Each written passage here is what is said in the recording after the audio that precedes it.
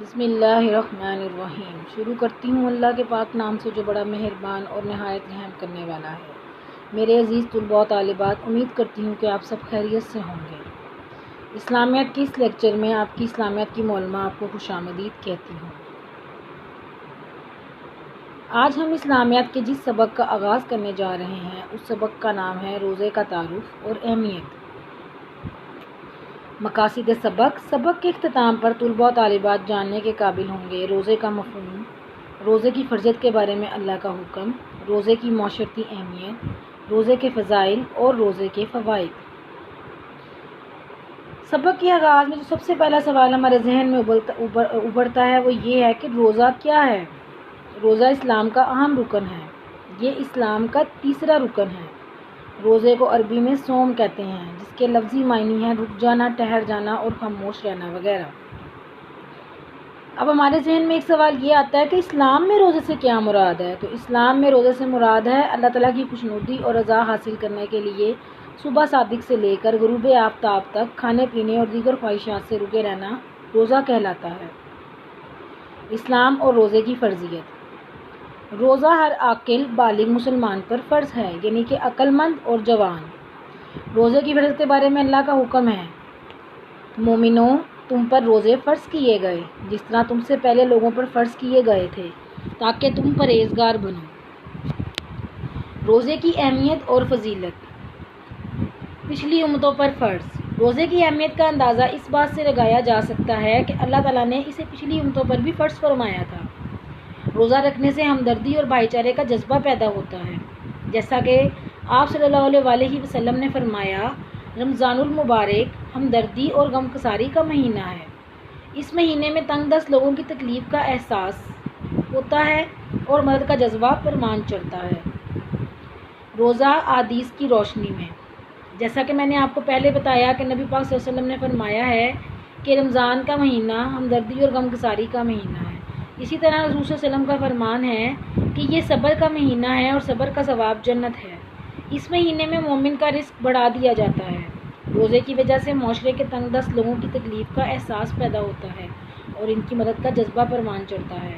روزہ رکھنے سے معاشرے میں نیکی اور ہمدردی کی پاکیزہ فضا قائم ہوتی ہے، کیونکہ روزہ دار روزہ رکھ کر اللہ کی ذکر میں اور عبادت میں ہر وقت مشغول رہتا ہے، اس لیے اللہ تعالیٰ نے روزے دار کے لیے بڑا اجر رکھا ہے۔ حدیث قدسی بیان کرنے سے پہلے میں آپ کو بتانا چاہوں گی کہ حدیث قدسی کہتے کسے ہیں۔ وہ حدیث جو اللہ تعالیٰ نے بیان فرمائی اور پھر اسے نبی پاک صلی اللہ علیہ وسلم نے بتایا، اس حدیث کو حدیث قدسی کہتے ہیں۔ چنانچہ حدیث قدسی میں ہے، رسول اکرم صلی اللہ علیہ وسلم نے فرمایا کہ اللہ تعالیٰ فرماتا ہے، روزہ خاص میرے لیے ہے اور میں ہی اس کا اجر دوں گا۔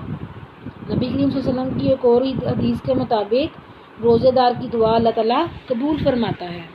اب ہم نظر ڈالتے ہیں روزے کی معاشرتی اہمیت پر۔ انسان روزے کی حالت میں جب سارا دن بھوکا پیاسا رہتا ہے تو اس لیے اس کے دل میں دوسروں کی بھوک اور پیاس کا احساس پیدا ہوتا ہے۔ غریبوں اور محتاجوں اور مالی طور پر کمزور لوگوں کے ساتھ ہمدردی، احسار اور محبت پیدا ہوتی ہے۔ روزے کی وجہ سے معاشرے کے افراد میں قوت برداشت، وقت کی پابندی اور غیبت سے اجتناب اور پرہیزگاری جیسے اوصاف پیدا ہوتے ہیں۔ ماہ رمضان المبارک میں مسلمان کثرت سے یعنی کہ بہت زیادہ مساجد کا رخ کرتے ہیں اور ایک دوسرے کے معاشرتی مسائل سے آگاہ ہو کر ان کا حل بھی تلاش کرتے ہیں۔ روزے کے فوائد۔ روزے دار رمضان میں چھوٹی بڑی برائیوں سے بچا رہتا ہے۔ سارا دن بھوکا پیاسا رہنے سے روزے دار کو غریب اور نادار لوگوں کی بھوک کا احساس ہوتا ہے، ایک دوسرے سے ہمدردی کا جذبہ پیدا ہوتا ہے۔ روزہ رکھنے سے انسان کی صحت بہتر ہو جاتی ہے اور وہ کئی بیماریوں سے بچا رہتا ہے۔ رمضان المبارک میں سحری اور افطاری کا وقت مقرر ہوتا ہے، اس لیے روزے دار میں نظم و ضبط بھی پیدا ہوتا ہے۔ روزے کے دوران بھوک پیاس اور خواہشات پر قابو پانے سے انسان کے اندر تقویٰ یعنی کہ نیکی کرنے کا جذبہ پیدا ہوتا ہے۔ اللہ تعالیٰ روزے دار کے پچھلے گناہوں کو معاف کر دیتا ہے۔ ماہ رمضان المبارک میں عبادت کرنے کا اجر کئی گنا بڑھ جاتا ہے۔ روزہ گناہوں سے بچنے کا بہترین ذریعہ ہے، اس لیے ہمیں چاہیے کہ ہم رمضان المبارک کے تمام روزے بڑے اہتمام کے ساتھ رکھیں۔ اس ماہ مبارک میں زیادہ سے زیادہ نیک کام کریں، قرآن مجید کی تلاوت کریں، اس سے ہم دنیا اور آخرت دونوں میں کامیاب ہو جائیں گے انشاءاللہ۔ آج کا گھر کا کام، سوال الف ب جیم دال ہے، جو کہ آپ اپنی درسی نوٹ بک پر کریں گے، جبکہ معروضی سوالات کا حل آپ اپنی درسی کتاب پر کریں گے۔ آج کے ذخیرہ الفاظ: صبح صادق، نور کا تڑکا، عاقل عقل مند، بالغ جوان، مشغول مصروف، اجتناب بچنا، اوصاف خوبیاں، نادار غریب۔ امید کرتی ہوں کہ آج کا آپ کو لیکچر بہت دلچسپ اور سمجھ میں آ گیا ہوگا۔ اللہ ہم سب کا حامی و ناصر ہو۔ اللہ حافظ۔